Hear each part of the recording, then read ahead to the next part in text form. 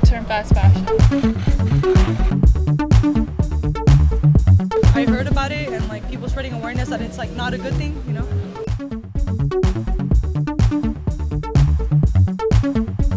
Yes, like Shein, right? Shein. Yeah. I think it means like the overconsumption of clothes, like a bunch of trends that are encouraging people to buy these poorly made clothing that goes out within like a couple of months.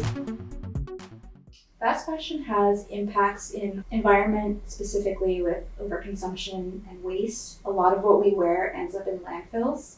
Even if you are donating the clothes, there's way too much out there already. It's all ending up overseas in piles of garbage, essentially. In our mission of learning more about sustainable fashion, we tried to find people within the industry to gain insight on what sustainability is. My name is Denise Burry, and I manage this Leader of the Pack vintage clothing store for my sister. At the time, vintage was really strong, so she wanted to get a store where it wasn't like overly expensive, where people could come in and actually buy stuff. They could just say, oh yeah, this is good quality and it's good price. So that was her biggest thing. She wanted to share her passion with the world.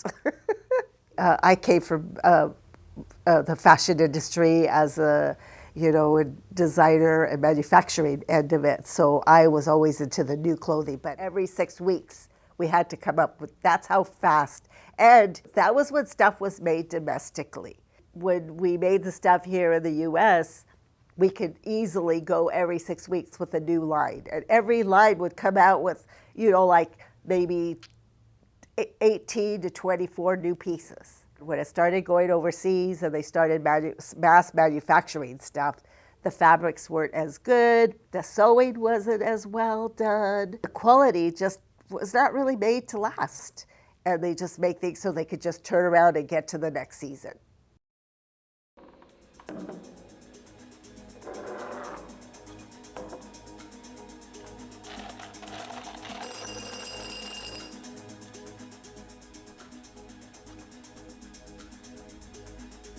After learning about the major shift in quality and speed of production that came with the rise of fast fashion, we went to go see how it has not only impacted our environment, but also the independent fashion designers of Los Angeles and the way us consumers view fashion.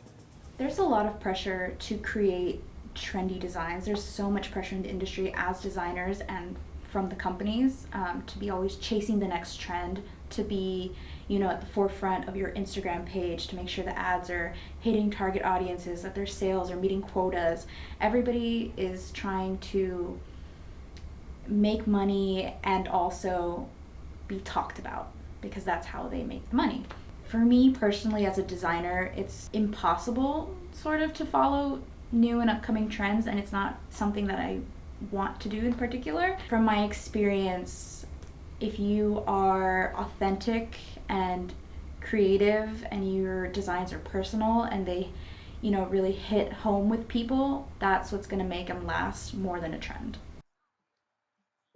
For me, I do what I mentioned earlier, is maybe I'll use a dead stock fabric, or I'll create something out of another thing. So maybe I'm using pairs of jeans that my brother outgrew and I'm now making bags out of them.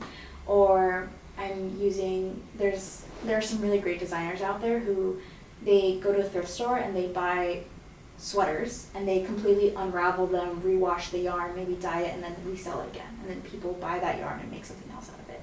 And that can be really cool. It's really time consuming and expensive, but it's a very cool idea to kind of upcycle. It's more cost effective to upcycle and be aware of what you're getting. So instead of like going out and purchasing 100 brand new t-shirts and printing it all, and then you don't even sell them sometimes. So it's like, let's just take it piece by piece. Is you save more, and then it's less waste, and you can scale it out. We do a lot of sourcing, so we thrift and we upcycle.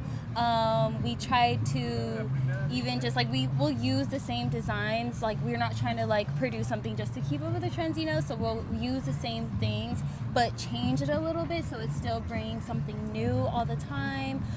Even like when we're cut and sewing fabric, if we're like purchasing it from downtown, we'll use like every inch of the fabric for like rags. Even like on our rack, we use it to hold our rags, like random things, so that nothing is going to waste.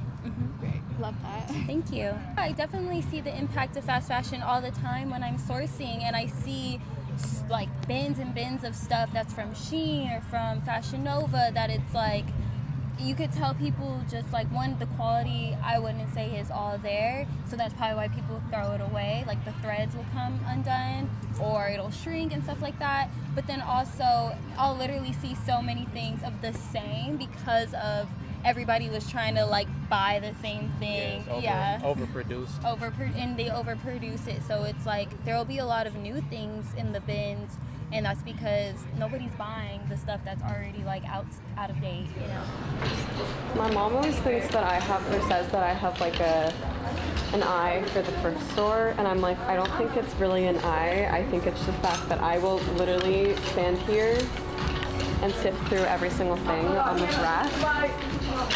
But now with social media, like you see, I get ready with me and you're like, well, I know this person's wearing this, and so I have to wear something similar. It just really pushed this whole like idea of like, we have to wear what other people are wearing, like this is what's on trend right now. Like micro trends have become so much bigger because of social media. If I talk to someone who's never heard of fast fashion and they learn it for the first time, then maybe like that will pique their interest and they'll be interested in going out and doing more research and then talking to someone else. And it's a matter of changing your mindset when you go to purchase something. So if you're buying something from a sustainable company, you're gonna have it for the rest of your life because it was made properly and it was made with quality in mind. Going thrifting, borrowing from friends, doing clothing swaps with friends is such a fun way of like, get your friends together and just bring some clothes and swap them, and if one man's trash is another man's treasure. I believe women are advertised to much more than men are, and we're pressured into buying into the trends. Social media preys on our desire to fit in and our desire to be trendy and liked. I think it's important for women not to buy into those things and to sort of find their own style that suits them, and because that, at the end of the day, that's the only way that we're gonna combat the overconsumption but also help people feel comfortable in their own skin.